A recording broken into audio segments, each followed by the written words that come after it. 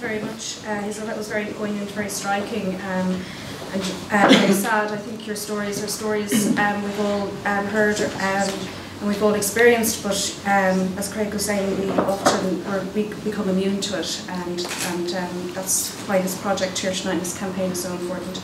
Now, can I introduce you to Mark Houlihan? Mark is the Garda Liaison Officer from Pearse Street Garda Station.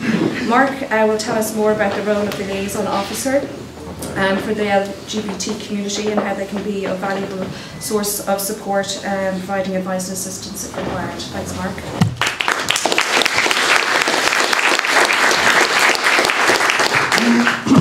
Thank you very much. I had a few words prepared, but I think Craig there kind of got through a lot of it for me.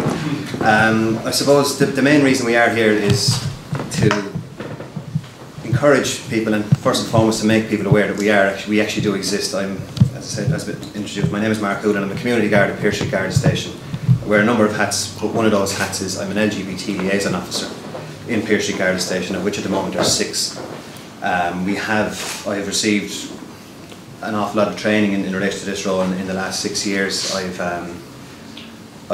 Initially we did an ethnic liaison course, which was a broader spectrum, and then we've narrowed it down since, and I've attended a number of seminars in Templemore, which there's a lot of familiar faces that are here this evening that were at the same.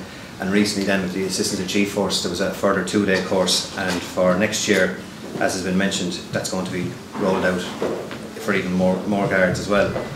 As I said, the main reason we're here is to let people know that we actually exist. There's ELO officers in every station, in pretty much every station in the country, but we have a lot of newly trained LGBT liaison officers, particularly in the Dublin city centre area, and as I mentioned, there's more to be trained in Dublin and Cork.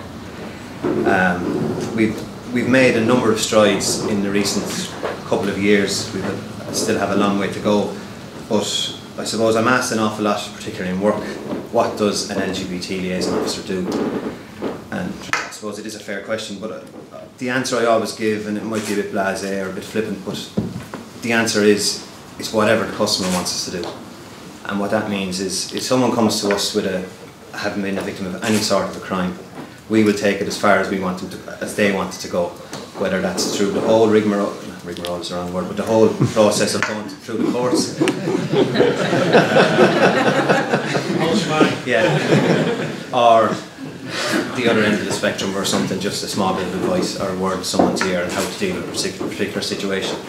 And we can do everything and anything in between as well. And as I said, it's always driven by the customer or the inter-party or whatever you want to call them. And as I said, our main aim is to make people aware that we actually exist. I think that's, unfortunately, from our point of view, we haven't really been proactive in getting our names and faces out there, and that's something that we're hoping to change in the upcoming months. In the previous couple of months, we've met with pretty much all the licensed premises in Dublin and a number of the groups involved in LGBT, that have interest in LGBT affairs, and we're getting there. And what will happen is we're hoping to have a poster in every licensed premises in particularly the Dublin inner city areas, where the majority of people will socialise, and you're going to see my ugly mug and a colleague on all these posters, basically with all our contact details, who we are and where we operate from. And again, going back to the whole thing, which unfortunately Hazel indicated, that there is a huge amount of crime that goes unreported against the LGBT community, yeah. And that's something that we really want to improve. We want every crime to be reported. We have to aim to achieve the unattainable, which is 100%. Whether we get there or not, we certainly have to make as big an effort as we possibly can. And that, for that, what we want is we want people to feel comfortable approaching us.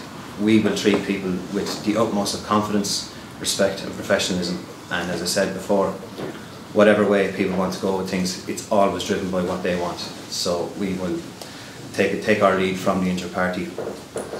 As I said, we have made great strides. We are, as an organisation, we're very, very keen and very eager to engage with every area of the community, but particularly this one, which was emphasised by the fact that our then interim and our now new Commissioner, Noreen O'Sullivan, attended the launch of the Pride Festival, which I think shows, as an organisation, we're going in the right direction. And as I said, we've a lot done, but I think we'll get there in the end with the help from all the people in the room here and people that aren't here tonight. So I think that's about all I have to say. Thank you very much.